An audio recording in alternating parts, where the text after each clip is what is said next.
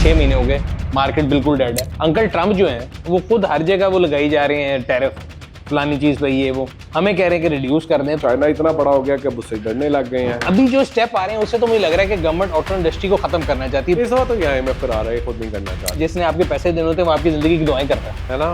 तो IMF को तो चाहिए कि भाई हमें वो अपने पैर पे खड़ा होने दें, अगर ये इंडस्ट्री चलेगी तो उसको पैसे मिलेंगे। वो 3 बच्चे जो बड़े नहीं हो चुके थे उनको इन 10 आने वाले काकों ने बड़ा कर दिया।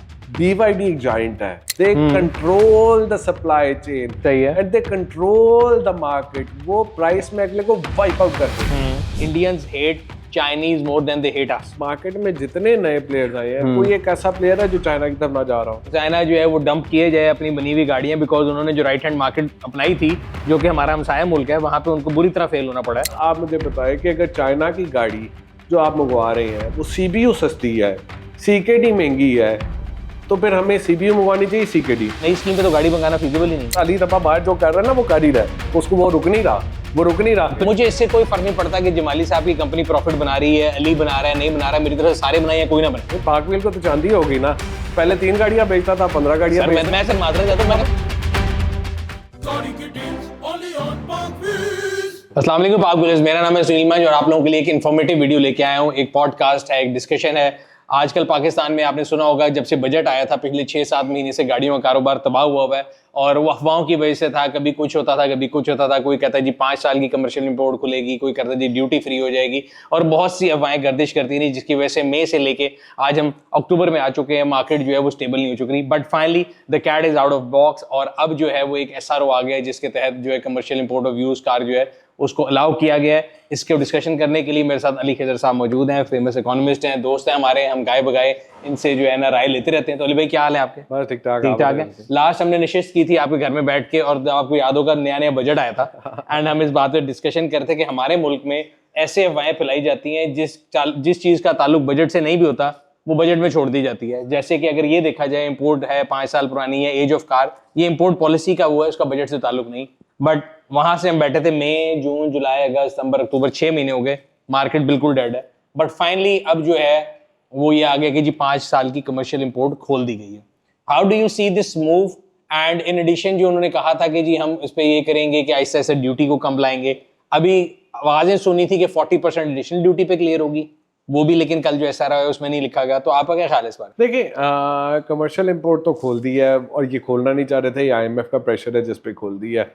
आप सेकंड हैंड इंपोर्ट के ऊपर आई am not very sure about that कि यार गाड़ी कैसी आ जाएगी, क्या आएगी, क्या होगा, डंप की जाएगी, पुरानी आ जाएगी, टेक्नोलॉजी अच्छी नहीं आएगी, ये नहीं होगा, वो नहीं होगा। So I am not clear on that कि वो होनी चाहिए कि नहीं होनी चाहिए। अच्छा, मजे की बात है पॉलिसी बनाने वाले भी क्लियर नहीं है, क्योंकि जो SRO आया है उसमें ये नहीं तरीका बताया गया कि भाईजान वो जो गाड़ी आ रही है उस पर ड्यूटी वो 40% एक्स्ट्रा लगेगी कि नहीं लगेगी। बिकॉज पहले आपने देखा होगा हमारे मुल्क में लोग ना मिठाइयां पहले बांट लेते हैं, फैसला आता है दोनों पार्टियां बांट लेती हैं। सो यूज कार वर्सेस जब इंपोर्ट की बहस चल रही होती बजट के बाद, यूज कार वालों ने कहा जी हम तो अन्नी डाल देंगे, 5 साल पुरानी गाड़ी आएगी। मैंने तब भी कहा था कि 2 स्कीम पैरेलल चलेंगी, एक वो जो अभी गिफ्ट स्कीम चल रही है जो एक्सपर्ट्स के लिए, commercial import of use car सिर्फ IMF को खुश करने के लिए कहा जा रहा है और वो ऑन पेपर्स होगी। तो आज भी अगर अभी वैल्यूएशन वजह नहीं हुई, अगर they allow it at 40% of excess duty जिसको वो RD कह रहे हैं, तो फिर एक पुरानी स्कीम थी और एक नई स्कीम है, तो नई स्कीम पे तो गाड़ी मंगाना फिजिबल ही नहीं है। तो वो बेसिकली अगर वो 40% एक्स्ट्रा ड्यूटी होगी तो अगले IMF रिव्यू के अंदर IMF दोबारा से चेंज करा देगा। खैर ये तो इटरेशन प्रोसेस से गुजरेगी, उस चीज पे आएगी। अगर वो इस तरह की हरकतें करेंगे तो IMF करा देगा। अच्छा IMF से एक सवाल मेरा छोटा सा, आपकी प्रेजेंस का फायदा उठा रहा हूँ। अंकल ट्रम्प जो हैं वो खुद हर जगह वो लगाई जा रहे हैं टैरिफ, फलानी चीज पे ये वो, हमें कह रहे हैं कि रिड्यूस कर दें, तो IMF को हमसे टैरिफ नीचे करा के क्या हासिल है? अच्छा, मजे की बात है, IMF इस वक्त जो है ना पास्ट जो ग्लोबल ऑर्डर था ना उसके हैंगओवर में चल रहा है। ठीक है, IMF जब बना था उसके बाद ये वर्ल्ड ऑर्डर जो नया आया जिसके अंदर ये WTO बना, UN बना, सारा कुछ बना, दुनिया के अंदर ट्रेड ऊपर गई, वैल्यू चेन्स डेवलप हुई, सारा कुछ हुआ, कंपैरेटिव एडवांटेज जो हमने इकोनॉमिक्स में पढ़ी है वो सारी चीजें हुई, वो सबके पास से सब कुछ हुआ। उसमें सबसे पहले अमेरिका ने और वेस्टर्न वर्ल्ड ने बड़ा फ़ायदा उठाया, उसको देख के फिर ये जो एशियन टाइगर्स आए, चाइना, कोरिया, ये लोग आ गए और इन्होंने बड़ा फ़ायदा उठाया। इन्हीं कंपनीज़ ने अपनी जो है प्रोडक्शन यहाँ पे भेज दी और वहाँ पे कंज्यूमर फ़ायदा उठाता है, डिज़ाइन। लेकिन आहिस्ता आहिस्ता करता करता चाइना इतना बड़ा हो गया कि अब उससे डरने लग गए हैं। उससे डरने लग गए तो वो इनवर्ड लुकिंग हो गए कि जी अब हम टैरिफ करेंगे, हम अब दुनिया से compete नहीं करेंगे, हम अपना करेंगे, ये लोग तो हमसे बेहतर होते जा रहे हैं, ये तो टेक्नोलॉजी में बेहतर है, ये उससे बेहतर है, इससे बेहतर है, तो हम इनसे साइड पे हो जाएंगे और हम अपनी चीज़ करेंगे। तो अमेरिका इस तरफ जा रहा है। आईएमएफ अभी उसी चीज़ पे लगा हुआ है, और आईएमएफ की चलती कहाँ है, हमारे जैसे मुल्कों में चलती है, ज़ाहिर है जो आईएमएफ के प्रोग्राम में होंगे उनमें चलेगी। तो वो अभी आपसे वो नेशनल टैरिफ पॉलिसी ला रहा है जिसमें एक ड्यूटी रैशनलाइजेशन होगी, ये होगी। ये रिकार्डो प्रिंसिपल जो इकोनॉमिक्स का होता है, ये कहने में तो ठीक है, बट अगर ये प्रिंसिपल वेस्टर्न ममालिक में बना होता तो ये इस पे ना चलते, चाइना वाइना इसके उल्टे प्रिंसिपल पे चले हैं। तो क्या हमारे अंदर ये होना चाहिए नहीं होना चाहिए, एक अलग डिबेट है, बट आईएमएफ इस वजह से कर रहा है कि वो उस ग्लोबल ऑर्डर पे है। नया जो ऑर्डर है वो चेंज हो रहा है, नया ऑर्डर में सब टैरिफ लेके आ रहे हैं और पाकिस्तान अब टैरिफ रिसीव कर रहा है। तो पाकिस्तान हमेशा लेट होता है, आपको पता है इंडिया ने, दुनिया ने कोयला 70वें 80 में 90 की दहाई में निकाला। अब जब कोयला जो है दुनिया में सब जगह से फारिग हो गया तो हमारा कोयला निकलने लग गया। सही है। तो वो हम हमेशा लेट होते हैं, तो यहाँ पे भी हम लेट ही आ रहे हैं। तो ये एक चीज़ है। तो सेकेंड हैंड के बाद जो दूसरी जो बड़ी इंपॉर्टेंट चीज़ है जिसको हमें देखना चाहिए कि वो नई जो नेशनल टैरिफ पॉलिसी है, वो नेशनल टैरिफ पॉलिसी उन्होंने पता है आपको 1 साल उन्हें डिले कर दी गाड़ियों के मामले में कि जी ये 2021 से 26 तक ऑटो पॉलिसी आई थी तो अगले साल लेके जाएंगे, यानी 1 साल आगे निकाल दिया। तो अब अगर अगले साल वो आएगी तो उसे 4 सालों में उनका ड्यूटी प्रोटेक्शन कम हो जाएगा। अगर वो हो गया तो फिर बड़ा मसला होगा। लेकिन अभी आप ये देखें, एक तरफ कहा जा रहा है टैरिफ पॉलिसी आ रही है, एक तरफ आपके मुल्क के अंदर इस वक्त पिछले साल 1,75,000 गाड़ियां बनी है। सही है। इस साल कह रहे हैं 2.5 लाख बनेंगी। 5.5 लाख की इस वक्त आपकी कैपेसिटी है। मैं आपका आर्टिकल पढ़ा था कि लेस देन 50%, लेस देन 50%, 30-40% भी नहीं है। और आप इस वक्त देखें, जिसको भी देखें वो नई गाड़ी ला रहा है। ठीक है जी, निशात वाले जो है वो जेको और वो पता नहीं क्या लेके आए हैं। सही है। एक कैपिटल स्मार्ट मोटर है वो गाड़ी ले आया है। हवल इस वक्त जो है कितना जबरदस्त चल रहा है। लकी वाले इस वक्त चाइना के लोगों से बात कर रहे हैं, वो बेस्ट वे सीमेंट भी लेके आ रहे हैं। बेस्ट वे सीमेंट जो है वो प्रोटॉन को लेके चाइना लेके आ रहा है। ठीक है, तो ये जितनी चेरी दोबारा आ गई मास्टर के पास, तो जितनी कंपनी एमजी दोबारा रिवाइव हो रही है, जो मर गई थी थोड़ी बहुत वापस आना शुरू हुई है। तो ये जितनी गाड़ियां हैं, जितने ये नए प्लेयर्स हैं, ये सब जो है अपनी नई गाड़ियां ला रहे हैं और सब चाइनीज ला रहे हैं। आप इस वक्त देखिए, मुझे एक प्लेयर बता दें, शायद हो कोई ऐसा कि जो चाइना की गाड़ी ना ला रहा हो, वहाँ सिवाय जापानी कंपनियों के। 3 जापानीज है, वो तो उनकी तो ईगो इशू है ना, वो तो कभी भी नहीं चाइना की कंपनी में। उनका बेसिकली उनका ओढ़ना बिछोना जापानी गाड़ी, सुजुकी, टोयोटा, होंडा हो। तो उनके अलावा मार्केट में जितने नए प्लेयर्स आए हैं, कोई एक ऐसा प्लेयर है जो चाइना की तरफ ना जा रहा हो? सिर्फ मुझे लगता है लकी नहीं गया। लकी जा रहा है। लकी तो पीजो लेके आया ना। नहीं लकी जा रहा है, पीजो तो नाकाम हो गई ना उनकी, वो खराब हो गई। पीजो तो लाया था कितने साल पहले। सही है। इस वक्त अच्छा, आप न्यूज़ दे रहे हैं वो कहाँ पे जा रहे हैं? इस वक्त मैं आपको बता रहा हूँ, ये लकी के अंदर हॉर्सेस माउथ से है कि 2 चाइनीज ब्रांड के साथ वो इस वक्त बात कर रहे हैं कि वो 1 या 2 कोई चाइनीज ब्रांड आप देखिएगा अगले कुछ महीने में लॉन्च कर देंगे।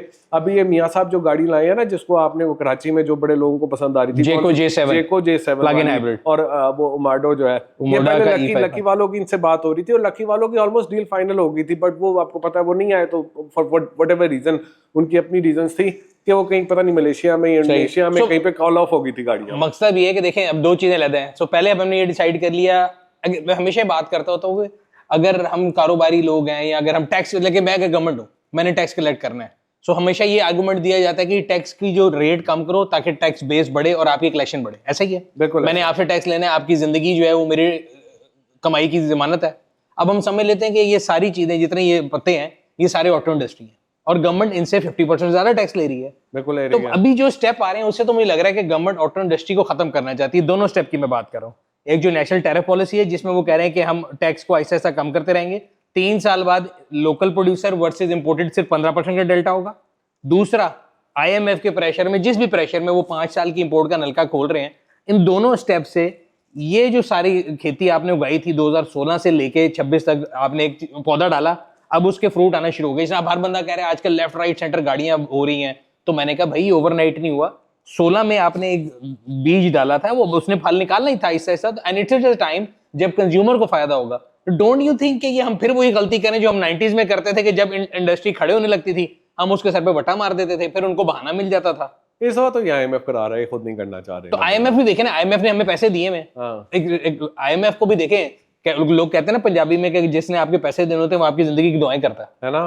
तो IMF को तो चाहिए कि भाई हमें वो अपने पैर पे खड़ा होने दें, अगर ये इंडस्ट्री चलेगी तो उसको पैसे मिलेंगे। नहीं, ये इंडस्ट्री देखें। अब आज आप मुझे बताएं, मेरी उस दिन चाइना के एक प्लेयर से बात हो रही थी, मैंने उससे पूछा भाई तेरी गाड़ी बड़ी अच्छी चल रही है, तू नया प्लेयर था, पहले तू मोटरसाइकिल वगैरह रिक्शे वगैरह बनाता था, मतलब इनडायरेक्टली आप गहरे हलल की बात कर रहे हैं। पता नहीं मोटरसाइकिल रिक्शे टाइप बनाता था चीजें, और अब वो गाड़ियां बनाता है तो तू कल को एक्सपोर्ट भी करेगा। कहता है मैं इस वक्त CBU जो चाइना से मंगवाता हूँ वो सस्ती है वर्सेस जो मैं CKD मंगवाता हूँ, यानी कि पूरी एक गाड़ी मंगवाऊंगा, ड्यूटी से पहले की बात हो रही है, वो सस्ती है, CKD महंगी है। ठीक है, ये बाकी लोग भी ये बात कर रहे हैं, सिर्फ वो नहीं कह रहा, बाकी भी बात कर रहे हैं। इसकी वजह है ना, इसकी वजह चाइना में इकोनॉमीज ऑफ स्केल इतना बड़ा है, फिर ओवरऑल इंडस्ट्री को एक सब्सिडी किसी फॉर्म में इतनी बड़ी मिली हुई है कि नेगेटिव इंटरेस्ट रेट्स हैं वो जिस कीमत में बना लेते हैं गाड़ी, उस कीमत में वो पार्ट्स नहीं बेचते, पार्ट्स महंगे बेच रहे हैं, यानी कि हाँ सही कह रहे हैं, सही कह रहे हैं। तो आप अगर 100 रुपए का CBU मंगवा रहे हैं, 80 की गाड़ी मिल जाएगी, 120 का आप CKD मंगवा रहे हैं। हाँ, तो अगर आपने एक्सपोर्ट करनी है तो आप एक्सपोर्ट डायरेक्ट चाइना से लेके जाए, राइट हैंड है, आपने अफ्रीका में एक्सपोर्ट करनी है, आपने मलेशिया में या वटेवर आपने जहाँ पे भी एक्सपोर्ट करनी है, आप डायरेक्ट चाइना से उठाएंगे और बेचेंगे, आप पाकिस्तान में वो लेके लाएंगे और यहाँ बना के कुछ तुक नहीं बनता। सही है। तो एक मुझे बात बताएं कि एज अ मुझे आप बताएं एज अ पाकिस्तानी, आप मुझे बताएं एज अ पाकिस्तानी, छोड़ दें ऑटो, छोड़ दें। मेरा ख्याल है लास्ट टाइम जो हमने वीडियो की आप मुझे थी उसमें हमने आर्गुमेंट बड़ा क्लियर किया था कि अगर हम वो CKD इंपोर्ट करते हैं तो कितने डॉलर आउटफ्लो होता है, और अगर हम CBU इंपोर्ट करते हैं तब कितना होता है। मुझे बताएं एक एडवांटेज आपने बताया कि डॉलर आउटफ्लो कम होना चाहिए, ठीक है, लेट्स टॉक ऑन दिस। अगर आपकी ज्यादातर गाड़ियां आगे जाके चाइनीज NEV आ रही हैं, इस वक्त जो है जो आपकी cross over plus SUV 23% market है वर्सेस 5% मार्केट थी कुछ साल पहले, और इसमें डोमिनेट कर रहा है चाइना, और आगे जाके ये बढ़ जाएगा, ठीक है ना, ये BYD भी आ जाएगा, सारे आ जाएंगे, ये बढ़ जाएगा। जब ये बढ़ जाएगा सारा, ठीक है ना, तो उसके बाद आप मुझे बताएं कि अगर चाइना की गाड़ी जो आप मंगवा रहे हैं वो CBU सस्ती है, CKD महंगी है, तो फिर हमें CBU मंगवानी चाहिए, CKD, नंबर 1। नंबर 2, आप पाकिस्तान में अगर आपने प्लांट लगाना है, लकी वालों ने एक प्लांट लगाया था, $150 मिलियन लगाया था, BYD ला रहे हैं, ये भी $125 मिलियन का प्लांट ला रहे हैं, और भी बाकी आप आते हैं, पहले आप $100-150 मिलियन की कैपिटल इन्वेस्टमेंट करते हैं, आप मशीनरी प्लांट मंगवाते हैं, उसको यहाँ लगाते हैं, फिर उस $150 मिलियन के ऊपर आप यहाँ पे CKD ला के वो करते हैं कि इवेंचुअली जो है ना आपको रिकवरी हो जाएगी।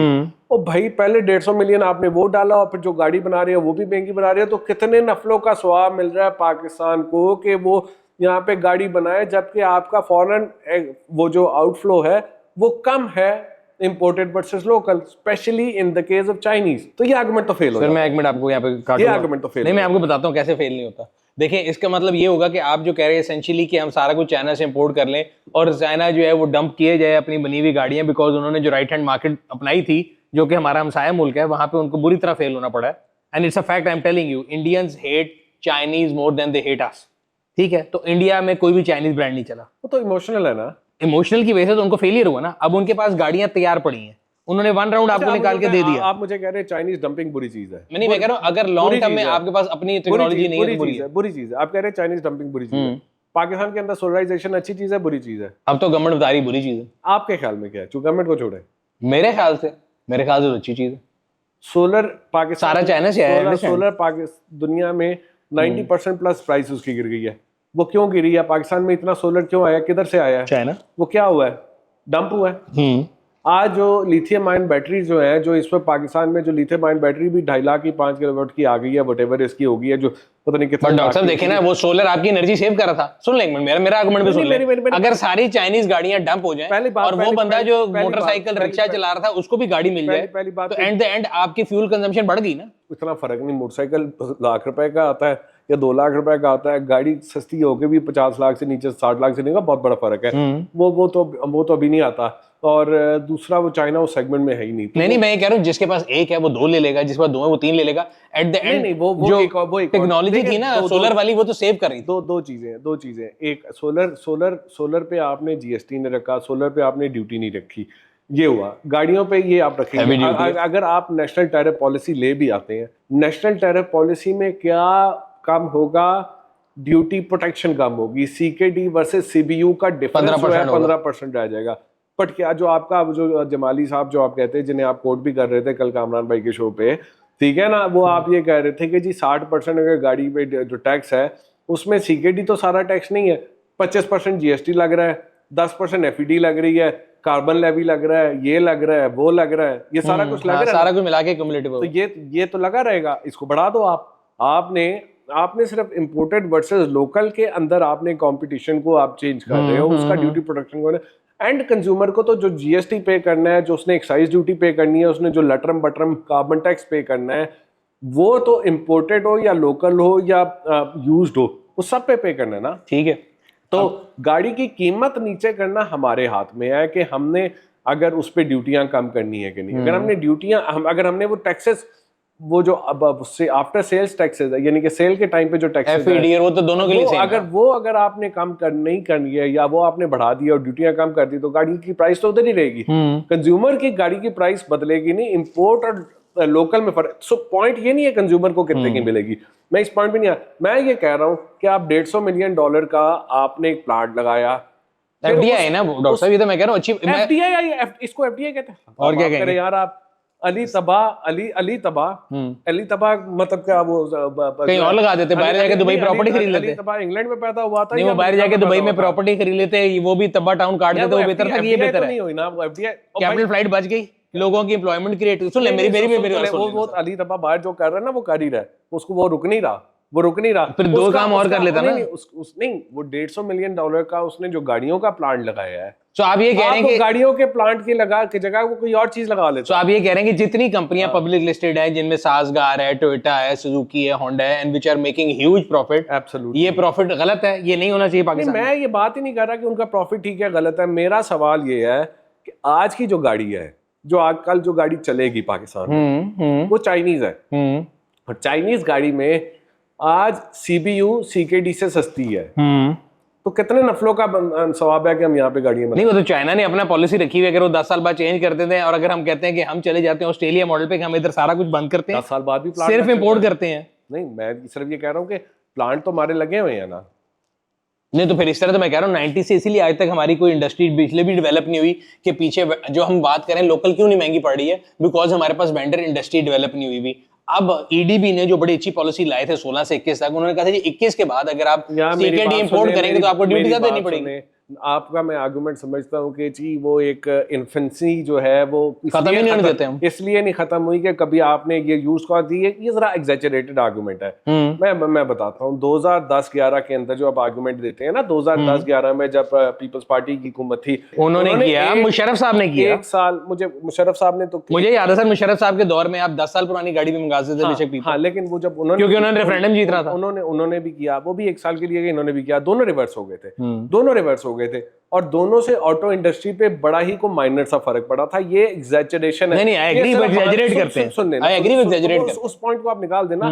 वो अपनी स्किन बचाने के लिए एग्जैजरेट करते हैं, मैं और आप क्यों करें? ठीक है, मैं अली जमाली का रिश्तेदार हूं, नहीं मैं भी नहीं, आप शराजी के रिश्तेदार हैं, ठीक है ना। तो वी कैन रेज क्वेश्चन। मैं तो कह रहा हूं चलें छोड़ देते हैं, जो हमारे सामने हुआ है 21 में उनकी सीकेडी आप क्लियर नहीं करने देते, फिर वो खैर होते हैं ना। सुनील 1985 से 2015 तक, ठीक है जी, आपके पास कितने मैन्युफैक्चर थे? 3। ठीक है जी, 2015 तक आपकी तकरीबन 2 लाख गाड़ियां बन जाती थी। बीच में 81-2 लाख के करीब गाड़ियां गई थी ना। 3 बंदे थे, 50,000 40-50,000 पर बंदा, 50,000 60,000 पर बंदा गाड़ी बना रहा था। अब 50-60 हजार पे वो बनाते हुए वो अगर इन्फेंसी से नहीं निकल सके, तो आज आपके मुताबिक 13 प्लेयर हैं, 4 प्लेयर और आ रहे हैं, 15 प्लेयर लेट से हो जाते हैं, और 15 प्लेयर 2 लाख गाड़ियों में compete कर रहे हैं। तो एक बंदा कितनी गाड़ियां बनाएगा? 20,000 15,000, चले 20,000 भी बना लेते हैं, गाड़ी बढ़ के 3 लाख हो जाती है, तो 20,000 बनाती है। 20,000 की आप गाड़ी पे जब आप 50-60 हजार पे आप इन्फेंसी से नहीं निकल सके, तो 15-20 हजार पे कैसे निकलेंगे? अब मेरा एक सवाल सुन ले, two wrongs never make a right ना। देखें, अगर पहले 3 इन्फेंट बड़े नहीं हुए थे, मैं ये कह रहा हूँ वो खत्म होगी, उनको बहाना मिला, उन्होंने किया। मैं ये कहता हूँ आप एक दफा ना पूरा करने दें, किसी का भी शौक है, ठीक है, जो पिछली दफा रिजीम चेंज हुआ, मैं तब भी ये कहता था यार एक दफा उनको शौक पूरा कर लेने दें, ताकि कोई 4 रह ना जाए। 3 साल बाद तुम काट देते हो बाहर, तो हर दफा यही होता है, लोग कहते हैं जी हमें काम नहीं करने दिया। ये हमारे साथ हमेशा हुआ है। इसी तरह ऑटो इंडस्ट्री को आपने इन्फेंसी आर्गुमेंट दिया ना, मैं नहीं कह रहा वो सही कह रहे हैं। आप 16 में गवर्नमेंट ऑफ पाकिस्तान एक पॉलिसी लेके आई, जागते हुए लोग थे, इकोनॉमिस्ट मौजूद थे, मेरे आपसे बड़े शायद और भी मौजूद होंगे। 16 में आपने एक पॉलिसी दे दी, आपने लेवल प्लेइंग फील्ड सेट किया, आपने कहा ये रूल ऑफ गेम है, इस पे जो आएगा वो आएगा। आप उसको एफडीआई माने ना माने, पूरी दुनिया से डिफरेंट कंपनियों से डिस्कशन करके 3 प्लेयर को छोड़ के 10 और आए। एफडीआई नहीं आई, सारे लोकल ठीक है, लोकल है, 10 लोग FDI ना गए। हाँ नहीं एफडीआई ना गए। मैं सर माजरा चाहता हूं, मैं मुझे पता है 10 एक मिनट सुनिए। बीवाईडी आ रहा है ना, बीवाईडी कौन लगा रहा है? Mega Motors. Sir mega Motors कौन है? हबको। आपको उसका इन्वेस्टर कौन है? हबीबुल्लाह। उसका बेटा अली, उसका सीईओ कामरान, जो भी है सारे। सर मेरा सवाल ये, उसमें बीवाईडी सिर्फ उन्हें गाड़ी बेच रहे, एक टेडी पैसा नहीं लगा रहा। सर एक इसी तरह ये कैपिटल मोटर्स ला रहा है, लकी ला रहा है, ये ला रहे, इन्होंने सारा पैसा खुद लगाया, वो सिर्फ उनकी गाड़ियां बेच रहे हैं। नहीं कहीं स्किन भी है एमजी, जिसको मैं और आप इतना क्रिटिसाइज करते हैं, 51% साइक है। एमजी में स्किन थी, एमजी साइक है। हाँ, चंगान इज आल्सो अ जेवी, they have their skin. Changan में बीवाईडी के केस में भी माइनॉरिटी शेयर है, दे हैव देयर स्किन। पहली बात छोड़ दे, अभी हम दो चीजें कंफ्यूज कर रहे हैं। 100% इन्वेस्टर हम दो चीजें कंफ्यूज मैं कंफर्म सर एक मिनट, ठीक है, मैंने आपसे बात कर था, दो negative can not be right, ठीक है। सो आपने एक पॉलिसी फ्रेमवर्क दिया कि आप प्लांट लगाएं, वो एफडीआई है नहीं है, हम उस पर डिसाइड करते हैं। वो 3 बच्चे जो बड़े नहीं हो चुके थे, उनको इन 10 आने वाले काकों ने बड़ा कर दिया, कंपटीशन आ गया। कंपटीशन हमने इकोनॉमी से पढ़ा था ना, ड्राइव थिंग्स इज बेटर। अब आज आप एक प्रोड्यूसर मार्केट से उठ के कंज्यूमर मार्केट पे आ गए। मुझे इससे कोई फर्क नहीं पड़ता कि जमाली साहब की कंपनी प्रॉफिट बना रही है, अली बना रहा है, नहीं बना रहा है, मेरी तरफ से सारे बनाए, कोई ना बनाए। पाकविल को तो चांदी हो गई ना, पहले 3 गाड़ियां बेचता था, 15 गाड़ियां बेचता। मैं तो कह रहा हूं, तो टोटल तो 2.5 लाख ही है ना, तो पाकविल तो एक यूज कार प्लेटफॉर्म तो 2.5 लाख की बिक्री। बात सुने, पाकविल 2.5 लाख है ना, पहले 50,000 करोला आती थी, एक 50,000 एक करोला आप रिव्यू करते थे या उसका इश्तेहार आता था, 15 का इश्तेहार करते थे। But it's not my main business, मैं तो कह रहा हूं देखिए फायदा हो गया। रिगार्डलेस मैं ये बात कर रहा हूं कि बेशक एक 10,000 बना रहा है, एक 5 बना रहा है, कंज्यूमर को मार्केट में फायदा हुआ। बिल्कुल फायदा हुआ। कंज्यूमर को जो हम कहते हैं ना गाड़ी महंगी मिलती है, वो भी एक जो है ना एक गलत बयानी है। आज आप उठा के देख लें फिर हमारे दोस्त जमाली साहब की प्रेजेंटेशन से, और बिल्कुल सही वो कहते हैं 1996 में करोला जो थी ना वो $10,000 की थी। नहीं, आई एग्री विद यू, आज सस्ती है। हाँ, बिल्कुल। तो ये सारे फ्रूट्स मिल गए। अब हम डिसएग्री कर सकते हैं कि जी 2016 में गलत नहीं, आपने उस दिन बात की कि सुजुकी के साथ इस वक्त यूज्ड गाड़ी कंपीट नहीं कर सकती। सुजुकी ने लोकलाइजेशन की है, वो लोकलाइजेशन की है, लेकिन मुझे एनईवी में ये लोकलाइजेशन होती नहीं नजर। एक मिनट, एनईवी में क्यों नहीं हो रही, मैं आपको ये समझाने की कोशिश कर रहा हूं। देखिए अब आप 16 से 21 पॉलिसी लाए थे, जिसके मुताबिक आपकी हर गाड़ी 5 साल के बाद टैरिफ में ऐड होना शुरू हो जाएगी। Either your car will become too expensive और यू विल लोकलाइज।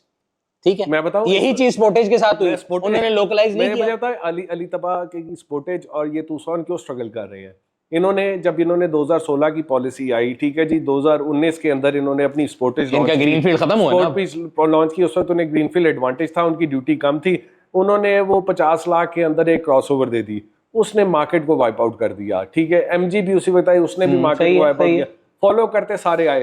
अब आखिरी साल में जब इनकी ड्यूटियां खत्म हो गई, ठीक है जी, जो गाड़ी इस वक्त उनकी 70, 80, 90 लाख की थी, वो उनको उस वक्त मार्जिन दे रही थी, उसको अगर उसी मार्जिन पे लेके जाना था तो एक 10 की ले जाते, वो कर नहीं सकते थे। अभी बैठा हुआ है हवल, वो अभी भी उसी मार्जिन पे बैठा हुआ है। हवल उसी मार्जिन पे बैठा हुआ है, लेकिन हवल उसी मार्जिन पे बैठा हुआ है। साल बाद हवल का मार्जिन खत्म हो जाना है और उस वक्त बीवाईडी आ जाएगा। फिर जो अली तबा के साथ हुआ है या बाकियों के साथ हुआ है, वो हवल के साथ भी होगा। मेरा ख्याल है हवल वाले यही चीज देख रहे हैं, जाग रहे हैं, उन्हें पता होगा। अच्छा सर, जो आप ये कह रहे हैं ये आर्गुमेंट तो आपने मेरी फिर सपोर्ट कर दी ना। देखें किया ने कम्पीट किया नहीं किया, ग्रीनफील्ड का फायदा उठा रहे थे। गवर्नमेंट ने तो देखें आपको रोड में बताया हुआ था ना, आपको नजर आ रहा था कि 5 साल बाद दीवार है। आप अगर पहले लोकलाइजेशन कर लेते, आप कम्पीट करते, नहीं किया तो नहीं किया। अगर अली भी नहीं करेगा, I have no sympathy for anybody.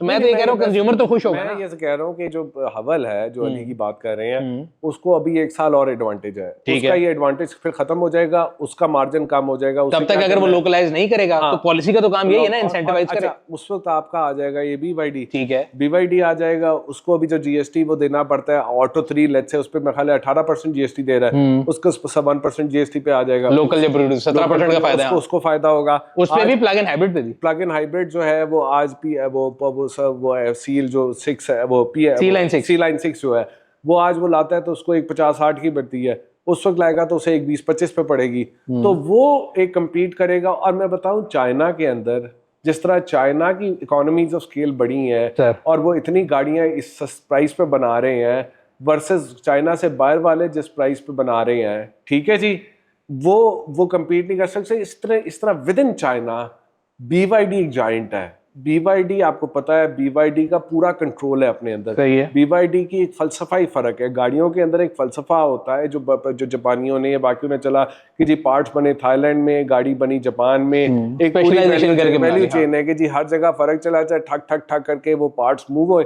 और एक जगह गाड़ी बनी और चल गई, जिस तरह आईफोन बनता है ये करता सही है, है। ठीक है। BYD ने कहा है कि उन्होंने हर चीज गाड़ी की इन हाउस बनानी है, बैटरी से लेके पार्ट से लेके अब वो इस स्टेज पे आ गया, उनका कंट्रोल है, they control the supply chain सही है। And they control the market. वो प्राइस में अगले को वाइप आउट कर देंगे। बट अभी तो नहीं कर सके। अभी आप देखें जैको ने, अभी तो जैको ने उनसे कम्पीट किया, कम प्राइस दी। CKD जब आ जाएगी तब they have the potential to that, but वो भी गलतियां कर रही है। उन्हें प्लांट लेना नहीं, हमने और आपने दोनों ने बात की थी, उन्हें प्लांट नहीं करना, LC खोल ली है।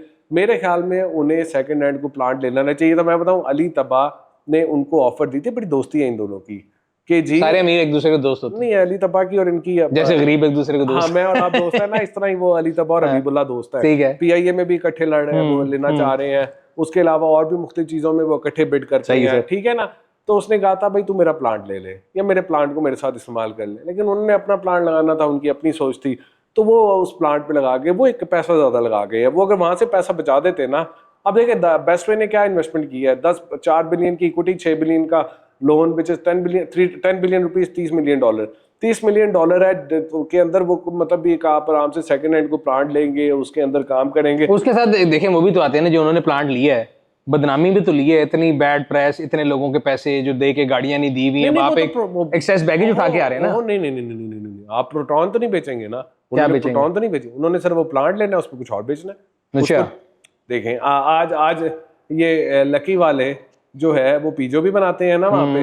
आज ये निशात वाले बना रहे हैं, जैको भी बना रहे हैं, कल को लकी वाले भी ब्रांड लाएंगे, वो बनाएंगे। वो तो आप कह रहे हैं कि कमीशन प्रोडक्शन कर लें, कॉन्ट्रैक्ट, हाँ कमीशन प्रोडक्शन करते हैं भाई, उनके पास एक प्लांट लगा हुआ है, उसकी ये कैपेसिटी है। यार आपको क्या मसला, अगर प्लांट एक्स्ट्रा लगता है, एक्स्ट्रा किसी की एम्प्लॉयमेंट क्रिएट होती है और अमीर की जेब से पैसा गरीब में जा रहा है, आपको क्या मसला? एम्प्लॉयमेंट क्रिएट होती है, एम्प्लॉयमेंट क्रिएट उस वक्त होती है जब गाड़ी बिकती है, प्लांट तो लग जाता है। उसने एम्प्लॉयमेंट उस वक्त क्रिएट करनी है जब वो प्लांट चलेगा, जब प्लांट नहीं चलेगा तो एम्प्लॉयमेंट भी कम हो जाएगी। और मैं ये So you're assuming कि BYD नहीं चलेगी? हाँ, आप एम्प्लॉयमेंट क्रिएट करने नहीं, आपकी assumption का जवाब एम्प्लॉयमेंट क्रिएट करने की बात किया ना, या सामने आपने खुदाई करनी है ना, आप कहते हैं खुदाई आपने एक चमचे से करनी है या आपने एक्सवेटर से लेनी है, मुझे बताएं क्या बेहतर है? मैं हाँ डिपेंड करता है कॉस्ट किसकी ज्यादा है। लेट्स कॉल एक्सकेवेटर का रेंट कितना है? एक्सकेवेटर की कॉस्ट अगर लेट्स से कम है तो ऑब्वियसली एक्सकेवेटर से करूंगा।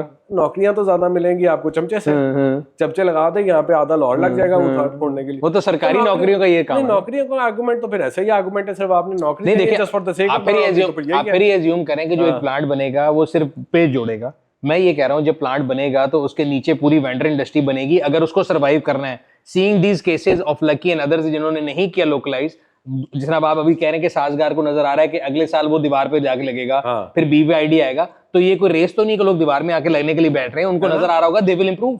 हाँ, they will improve, when they will improve the local vendor industry तो अगर improve होंगे तो अच्छी बात है, चल जाएंगे। बट मैं ये कह रहा हूँ अभी जिसको हमने स्टार्ट किया, जिस पॉलिसी, मुझे बताएं, Suzuki will weather all kind of policies, yes because they have localized। तो this proves my point। Toyota नहीं कर पाएगा sir, this proves my point। नहीं, Toyota भी उसी वक्त का लगा, Toyota भी कर लेगा, वो Honda नहीं कर पाएगा। Honda नहीं कर पाएगा। Toyota वैसे सेकंड हैंड गाड़ी बहुत बिके थे। Toyota सेकंड के अलावा Toyota की जमाली खुद कहता है कि मैं सेकंड हैंड बेचूंगा। सेकंड हैंड अगर बेचने की बात है, वो तो हमेशा थ्रेड के तौर पे कहते हैं ना कि मैं कल LC खोल दूंगा। नहीं, वैसे बेच भी लेगा, उसकी सेकंड हैंड गाड़ियां बिकती, क्योंकि एक जमाने में रिकंडीशन भी आती थी, उसकी गाड़ियां बिकती। बट उनकी देखें ना, जो उनकी प्रोडक्ट रेंज है ना, उसमें उनके पास गवर्नमेंट के ऑर्डर, ये ऐसे बहुत ऑर्डर हैं जिसपे वो सर्वाइव कर सकते हैं ना। सुजुकी का भी यही केस है। हाँ। सुजुकी की को आप गाड़ी आप ना ले, वो सरकार में चली जाती है। अच्छा, वो सरकार में, अब मुझे बताएं, ये सरकार को बेच रहे हैं आज, जब 20 साल से बेच रहे हैं, 15 साल से, तो बाकी सेठ जो है वो नहीं बेचने की कोशिश करेंगे?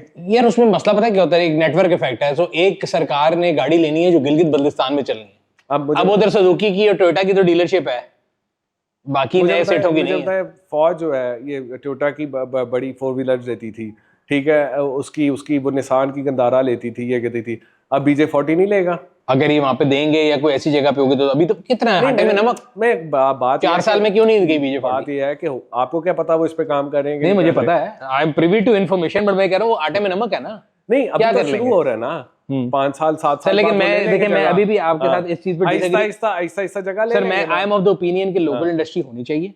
आपने रूल बना दिए हैं, उस रूल को अबाइड बाय करें। जिस तरह ईडीबी ने अपना फुट डाउन पुट किया कि जी आपने पुट दे फुट डाउन के 1% एक्सपोर्ट करना है सीकेडी का, बड़ा इन्होंने शो डाला लास्ट ईयर, कभी कोर्ट में गए कभी कहीं गए, उन्होंने कहा जी जो आपने इम्पोर्ट क्या किया एक्सपोर्ट किया? कालीन? जो मर्जी किया, आपने पॉलिसी बनाई उसमें वो जो मर्जी खेले। उन्होंने कालीन किया, होंडा ने सिटी एक्सपोर्ट करके पुरानी शेप की, जापान में होंडा को भेज दी, क्या बात है, नो प्रॉब्लम, हाँ still you are compelled to do it, compelled to do it. तो किया ना। आप आहिस्ता आहिस्ता आएंगे, मैं कह रहा हूँ आहिस्ता आहिस्ता होगा। अब हो क्या रहा है, मैं ये आपको बात कर रहा हूँ जो आप इन्फेंट इंडस्ट्री आर्गुमेंट कर रहे थे ना, कि आपने 16 से 21 एक पॉलिसी रखी। रजाक दाऊद साहब ने बहुत अच्छा काम किया, मैं सलूट करता हूँ कि उन्होंने 21 से 26 की पॉलिसी सेम रखी, वरना गवर्नमेंट चेंज होती जो होता। अब इन 13 बच्चों को रोने का टाइम नहीं मिल सकता कि यार हमारे साथ है ही नहीं, उनके साथ ऑलरेडी जो उस पॉलिसी से आगे निकल रहा है वो उसके साथ होता जा रहा है। तो मेरे ख्याल में पॉलिसी खुद ही कर रही है। I agree with you. और एनटीपी की मैंने इतनी जो मैंने बातें की हैं, तारीफें की हैं, बट एक एम्प्लॉयमेंट वाला आर्गुमेंट आपका फिर भी एग्री करता हूँ।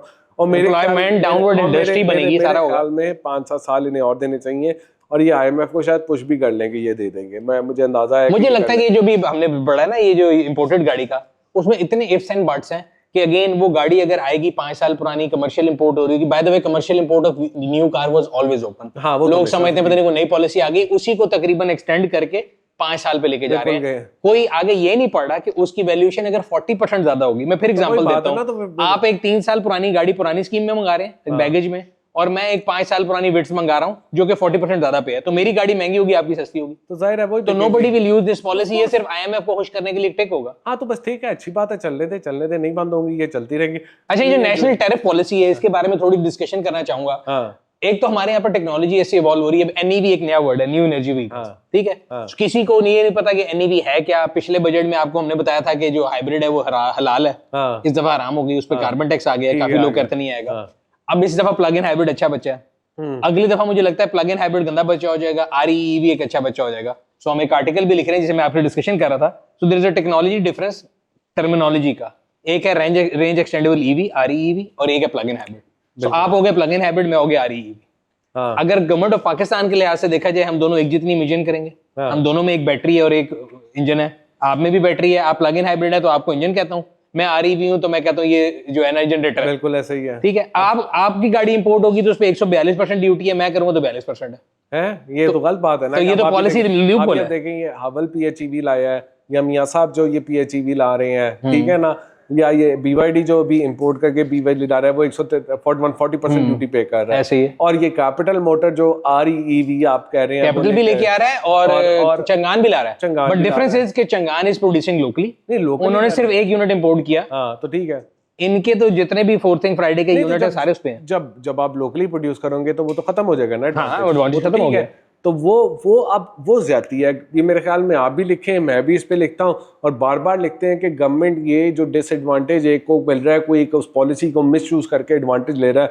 फॉर इंस्टेंस हमने जो बात की एक आधी कंपनी, तो उसको डिस्करेज करना चाहिए। ये दोनों एक ही तरह के, उनकी मिशन एक जैसी है, ठीक है। 100% मिशन एक जितनी है, इंजन का यूज भी एक जितना है। सिर्फ ये है कि आरईवी में जो व्हील्स हैं they are propelled by battery, plug in hybrid में इंजन के साथ है। सो इधर इंजन कभी करेक्ट नहीं। क्या फर्क पड़ता है जो मैं उस पे ड्यूटी कम दूं, आरईवी पे मैं क्यों कम ड्यूटी दूं? मुझे क्या एडवांटेज है? देखिए, मेरी एनवायरनमेंट कंपनी कुछ गलत नहीं करी, मैं ये बता रहा हूं। एनवायरनमेंट को मैं एज अ सर मैं कह रहा हूं जो भी कंपनी उस पॉलिसी को यूज करी, कंपनी की गलती नहीं है, पॉलिसी बनाने वाले की गलती है। कंपनी तो एक्सप्लॉइट कर रही है, उसका कंपनी मूव है। देखिए, टैक्स अवॉइडेंस और टैक्स इवेजन दो डिफरेंट चीजें हैं।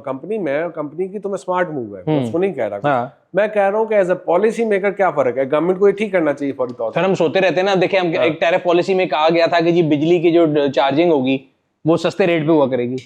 आपने भी इलेक्ट्रिक गाड़ी नहीं रखी, मुझसे पूछे, मैं ये अज़ाब झेल चुका हूँ। आपको गाड़ी की चार्जिंग के लिए इतनी टेंशन है कि इलेक्ट्रिक गाड़ी अगर आपने लेनी है then you have to charge it at home. Otherwise जो पूरी प्रोपोजिशन है वो विंडो से बाहर नहीं, वो नीचे गिर जाती है। सो एग्जांपल है, मैंने कल हमारा BYD सील का एक्सपर्ट रिव्यू किया। अब उसको आप घर पे चार्ज करते हैं तो वो 10 रुपए के अंदर कॉस्ट करती है बापडा पे। अगर आप सोलर पे करते हैं तो वो आपको 4 रुपए के अंदर आ जाती है, फ्री हो जाती है। और हाँ, किसी के केस में फ्री भी कह सकते हैं। अगर आप अपॉर्चुनिटी कॉस्ट कर ले 4 रुपए, the moment you put this car on highway, एक तो हाईवे पे उसकी जो कंजम्पशन एवरेज है वो डिस्टर्ब हो जाती है। दूसरा, हाईवे के ऊपर जो यूनिट का रेट है वो 150 रुपए। आप ये सील की बात करें ना, ये जब सील आई थी तो मुझे चलाने का इत्तेफाक हुआ। वो मैं कैंट से गाड़ी लेके आया 70% पे, DHA लेके आया। अभी थोड़ी सी मैंने चलाई थी कि उसकी बैटरी कहाँ को चली गई, फिर मैं वापस कैंट गया उसका चार्ज करवाने Range तो anxiety अजाब ही है ना। तो मैं कह रहा हूँ अगर लोग उसको आदत भी डालें तो हाईवे पे 3 टाइम्स कॉस्ट हो गई, तो 10 रुपए से 30 रुपए किलोमीटर पे चलेगी, तो वो तो सारा कुछ बाहर निकल जाता है। तो जो टैरिफ पॉलिसी की बातें होती हैं, लोगों को बड़ा खुश किया जाता है, वो कहाँ है वो टैरिफ? कुछ भी नहीं है, कहीं पे भी नहीं है, बातें ही है ना, सिर्फ बातें ही है ना।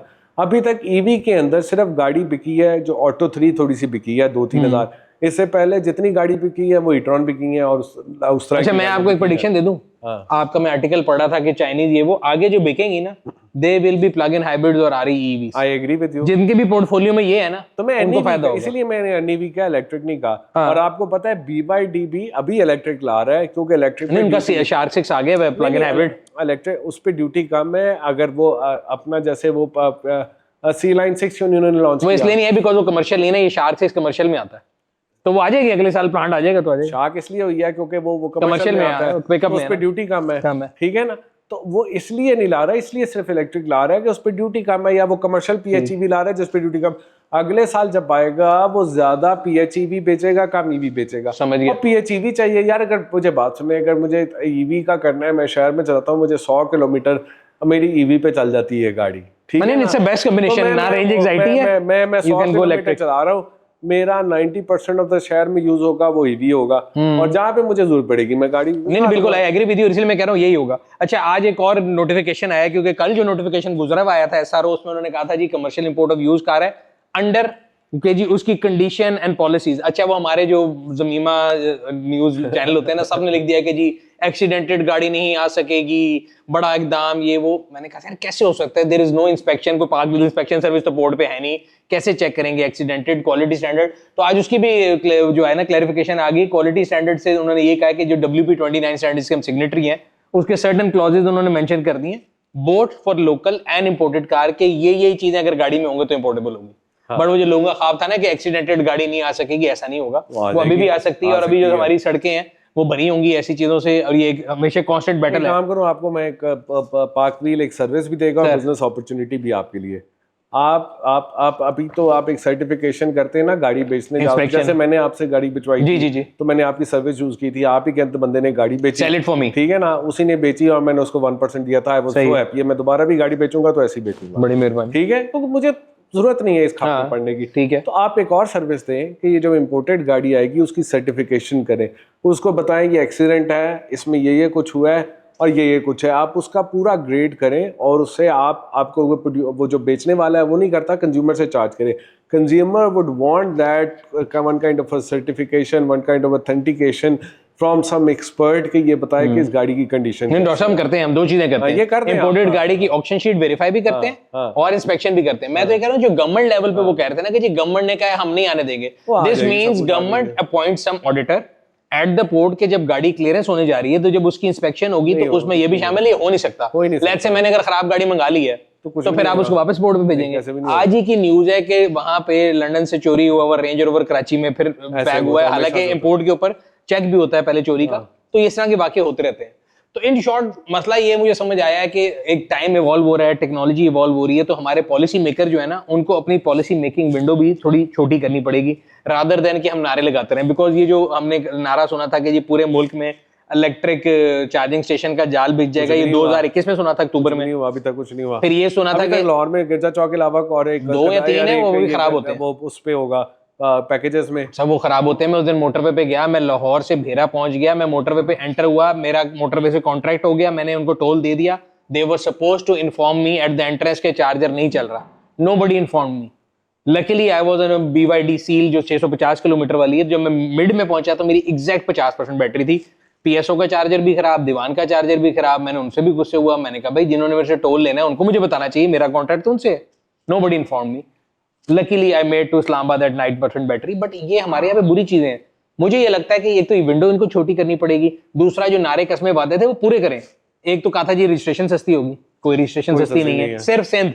मैं ये ऑन कैमरा कहता हूँ, हम मजाक उड़ाते हैं, साइंस सरकार सिंध ने की है। और मैं देख रहा था कि उससे डबल फायदा है। आप ये भी देख सकते हैं कि आपकी इलेक्ट्रिक गाड़ियों की पॉपुलेशन क्या है। तो सिंध की सीरीज है EAB जो सरकार अभी इलेक्ट्रिक की है। और उस दिन मैं कराची में था तो मैंने देखा वो तकरीबन 800 के करीब थी। इसका मतलब मैंने अंदाजा लगाया कि सिंध के अंदर इलेक्ट्रिक गाड़ियों की पॉपुलेशन 800 होगी। पंजाब में, इस्लामाबाद में कोई पता नहीं है, क्योंकि हम शॉर्ट टर्म रेवेन्यू मेकिंग में लगे हुए। हम ये नहीं देख रहे कि हमने लॉन्ग टर्म में अगर किसी को पॉलिसी फायदा देने हैं, हम कैसे पता लगेगा कि ये नंबर प्लेट इलेक्ट्रिक की है नहीं, कोई नहीं सोचता। अगर आपने नंबर प्लेट अलहदा रखी होगी, आप पार्किंग भी फ्री कर सकते हैं, आप टोल भी फ्री कर सकते हैं। Nobody ever thought about it. We are just concerned about grabbing revenue for the short term targets. तो एक तो ये करना पड़ेगा, पॉलिसी करनी पड़ेगी। मुझे लगता है कि ये जो अभी लेकर आए हैं पॉलिसी 5 साल वाली, वही आपकी मेरी बात है, वो टिक करने वाली बात है, उससे लोकल इंडस्ट्री को खतरा नहीं है। खतरा है तो जो तलवार लटक रही है कि 3 साल बाद अगर वो 15% का डेल्टा होगा, और हम इतने एक्सपर्ट तो नहीं है कि हम 15% डेल्टा पे पैसे बना लें, फिर तो खत्म हो जाएगा, फिर तो खत्म। लेट्स सी, उस पे वही पता है, brush the dust under the carpet वाली बात है। बट अभी कंज्यूमर के लिए मेरे ख्याल से बहुत अच्छा टाइम है। वो पॉलिसी आए ना आए, कंज्यूमर के लिए बहुत अच्छा। तो अगर आपने भी गाड़ी खरीदनी है, किसी और ने भी खरीदनी है, जो लोग देख रहे हैं, मैं हर एक को बताता हूँ कि सबसे पहले तो किसी दूसरे को देख के अपना फैसला मत करें कि सुनील प्लग इन हाइब्रिड चला रहे हैं या सुनील इलेक्ट्रिक चला रहे हैं तो आपने भी चलानी है। हर बंदे की अपनी नीड है। सबसे पहले ये देखें कि आप जो गाड़ी चलाते हैं वो कितने किलोमीटर चलती है, आपको हाइब्रिड लेनी भी है, प्लग इन हाइब्रिड लेनी भी है कि नहीं लेनी। आप अपार्टमेंट बिल्डिंग में रहते हैं, आपके पास चार्जिंग की फैसिलिटी नहीं है, आप प्लग इन हाइब्रिड लेके क्या कर लेंगे? If you live in vertical place तब फिर क्या कर लेंगे? सो ये सारी हर बंदे की अपनी कंडीशन है, and then you can decide. And मुझे ये लगता है कि जिस हम बात कर रहे थे कि जो पुराने प्लेयर हैं वो भी खत्म नहीं होंगे। मैं आपका आर्टिकल पढ़ रहा था तो मुझे लग रहा था कि चाइनीज में से ये होगा, जो नए आने वाले 13 है ना, उनमें से मुझे लगता है कि ये जो ओरिजिनल वाले 3 थे, इनमें से 2 को सर्वाइव कर जाएंगे और उस 10 में से भी तकरीबन 5 कर जाएंगे, टोटल 7 को रह जाएंगे। यानी कि आपके ख्याल में होंडा मुक जाएगा? ठीक है, नहीं मुक जाएगा नहीं, अगर दे डोंट टोयोटा और सुजुकी तो सर्वाइव करेंगे। होंडा भी सर्वाइव कर सकता है। मैं उनकी पिछले दिनों देख रहा था कि उनका फिर प्रॉफिट हुआ है, उन्होंने एफबीआर को इतनी गाड़ियां बेची। प्रॉफिट देखा आपने उनका? एफबीआर को बेची ना, सिटी बेच दी तो प्रॉफिट हो गया ना। आपने सेल करनी है at the end of the day, किसी को भी बेचना। सो सर्वाइव करेंगे, लॉन्ग टर्म में देखते हैं कि क्या होता है। But thank you very much doctor साहब for taking out time, and हम कोशिश करेंगे कि जो पॉलिसी मेजर इस तरह के आते हैं उस पर करते रहे। On ending note, petrol price और पेट्रोल लेवी को कैसे देखते हैं? क्योंकि मैं देख रहा हूँ बतदरीज बजट के बाद से हर 15 दिन बाद एक 2-4 टीका लग रहा है। इन्होंने 100 रुपए तक लेवी लेके जाना है। 96 पे तो ऑलरेडी आ गए। हाँ तो 100 पे ले जाएंगे। अच्छा, ये तो फैसला हुआ था बजट में। मेरे ख्याल में पेट्रोल के ऊपर जो लेवी है, पेट्रोल के ऊपर लेवी कोई बुरी चीज नहीं है। अगर आज भी आप देखें तो पाकिस्तान में, हमारी ये पहले भी बात हुई थी कि पाकिस्तान के अंदर रीजन में देखें in dollar terms, purchasing power की बात नहीं कर रहा है, लोग परचेजिंग पावर सबसे सस्ते हैं, पाकिस्तान सबसे सस्ता है, परचेजिंग पावर की बात नहीं हो रही। और बिजली पाकिस्तान में सबसे महंगी है रीजन में, डॉलर टर्म्स में, ठीक है, सबसे महंगी है। और बिजली जो है इज मोर एफिशिएंट, ठीक है, वर्सेस पेट्रोल। चाहे आपने उसमें गाड़ी चलानी हो, आपने मोटरसाइकिल चलानी हो, आपने घर की बत्ती चलानी हो, कुछ भी चलाना हो, तो मेरे ख्याल में दोनों की प्राइस जो है कन्वर्ज होनी चाहिए। बिजली की प्राइस थोड़ी कम होनी चाहिए और पेट्रोल की बढ़नी चाहिए, ताकि कन्वर्ज हो, ताकि मोस्ट ऑप्टिमल डिसीजन लोग ले। ठीक है, मैं एनर्जी के सारे वो एक पे जाए, बट एक सवाल है मेरा फिर, एक आखिरी क्लोजिंग नोट। इलेक्ट्रिक गाड़ी मैं चलाता हूँ, मुझे पता है, तो बिजली तो आंधी नहीं, चार्ज कितों करनी? सोलर लाए ना, सोलर जब लाइट चली जाती है वो भी बंद हो जाता है। बैटरी लाए, तो इस तरह तो पूरा ग्रिड ही घर पे लगा तो यही हो रहा है। ग्रिड जो है, आपको एक और बात बता दूं, हमारे बड़े दोस्त हैं एनर्जी वाले, उनसे हमारी यही मैं नहीं हूं भाईजान, मैं नहीं हूं, जिसका भी कार्य है उसको बताएं। ग्रिड पहले मेरे से एफबीआर वाले नाराज, ग्रिड इररिलेवेंट हो जाएगा। ग्रिड हर बंदा अपनी बिजली खुद बनाएगा। ग्रिड इररिलेवेंट हो जाएगा, बिजली ज्यादा से ज्यादा आप खुद बनाते रहेंगे। ग्रिड की सारी कॉस्ट सोशलाइज हो जाएगी, वो कम्युनिस्ट कॉस्ट हो जाएगी। जो सारे जो है वो जो ग्रिड का थोड़ा बहुत इस्तेमाल होगा उसका करेंगे। आपको पता है इस वक्त पाकिस्तान के अंदर सोलराइजेशन इंडस्ट्री में भी हो रही है, एग्रीकल्चर में भी हो रही है, घरों में भी हो रही है, ठीक है जी, और ये बढ़ती जाएगी। अब लोगों ने इंडस्ट्री में क्या किया कि उन्होंने पूरे दिन पूरे अपने जिसके पास जगह है ना, दिन के 8 घंटे जो है 6 घंटे जब सोलर चलता है ना, तो उसने सोलर पे कन्वर्ट कर दिया। अब बैटरी सस्ती हो रही है तो उसने उतने ही का बैकअप भी ले लेना है उसने, ठीक है जी। उसने सोलर की जितना सोलर समय लगाया उतना सोलर और लगा देगा, बैकअप ले लेगा। 6-8 घंटे था, अब 14-16 घंटे पे चला जाएगा। तो वो 4-6 घंटे जो भी थोड़ा बहुत बचेगा, जिस दिन स्मॉग होती है, जिस दिन सर्दियों में को थोड़ी वो धूप छुप नहीं निकलती है, वहाँ पे वो ग्रिड की इस्तेमाल कर रहा है। और ग्रिड महंगा होता जाएगा, ग्रिड इरेलीवेंट होता जाएगा, ग्रिड की कॉस्ट रिकवर नहीं होगी। ये डिस्कोस जो है ना, ये हमारे ऊपर जो है ना, ये नाजिल होकर रब्त हो जाएगी। NTDC का पूरा सिस्टम हमारे ऊपर जो है ना बहुत बड़ा बोझ बन जाएगा। ये सर्कुलर डेट आपका ऑलरेडी बन नहीं किया हुआ, और बनता जाएगा और बनता जाएगा और बनता जाएगा। और वो जो बंदा जो सोलर जिसके पास नहीं है, उसको आपने बिजली प्रोवाइड करनी है लार्ज फॉर्म में, और उसकी इतनी ज़्यादा कॉस्ट हो जाएगी जो हुकूमत किसी ना किसी फॉर्म में सब्सिडी में या सर्कुलर डेट से उसी कंज्यूमर पे वो DSS चार्ज करके पे करती है। सर्कुलर डेट बढ़ता जाए। इसका तरीका ये है कि आप डिस्कोस को प्राइवेटाइज करें उनको, और NTDC जो आपका ग्रिड है उसको भी प्राइवेटाइज कर दे। बट और सबसे ज़रूरी बात जो है जो हुकूमत नहीं करती कि नेट मीटरिंग पॉलिसी रिवाइज करें। प्राइम मिनिस्टर नहीं करते, कोई भी नहीं करता। नेट मीटरिंग पॉलिसी सिर्फ अमीर लोग फायदा उठाते हैं, जैसे ईवी का सिर्फ अमीर लोग फायदा उठाते हैं ना, इस तरह 3 फेज वाले नेट मीटरिंग पॉलिसी का फायदा उठाते हैं। और नेट मीटरिंग पॉलिसी को रिवाइज करना चाहिए, नॉर्मलाइज होनी चाहिए, ये सबसे पहले करें। अगर आप इकोनॉमी में, एनर्जी में रिफॉर्म चाहते हैं, नेट मीटरिंग पॉलिसी को रिफॉर्म करें। और मोटरसाइकिल और सब्सिडी देनी है तो मोटरसाइकिल और रिक्शे में लेके आए, ईवी 40-50% पेट्रोल उधर लगता है और वहां पे रेवोल्यूशन है कि उससे स्मॉग भी ठीक होगी, बट ये करते नहीं है। अरे आपने इतनी खूबसूरत बातें कर दी है, मेरा ख्याल है वो सुन के कर लेंगे अगर कॉपी करना चाहें। वो सर वो यहाँ हो जाएगा कि आप हमें पसंद नहीं आए या ज्यादा पसंद आए दोनों केसेस में देख लेंगे, पता लग जाएगा। Thank you very much doctor साहब, बड़ी मेहरबानी, आपने टाइम निकाला। सो उम्मीद करते हैं कि आपको ये पॉडकास्ट पसंद आई होगी। अगर अभी तक आप लोगों ने हमारे यूट्यूब चैनल को सब्सक्राइब नहीं किया हुआ, सब्सक्राइब कर लें, बेल आइकॉन पर क्लिक कर लें ताकि आपको आने वाले तमाम वीडियोस के बारे में नोटिफिकेशन मिलता रहे। आपसे फिर मुलाकात होगी, तब तक अपना और अपने गिरदन वालों का ख्याल रखिएगा। शुक्रिया।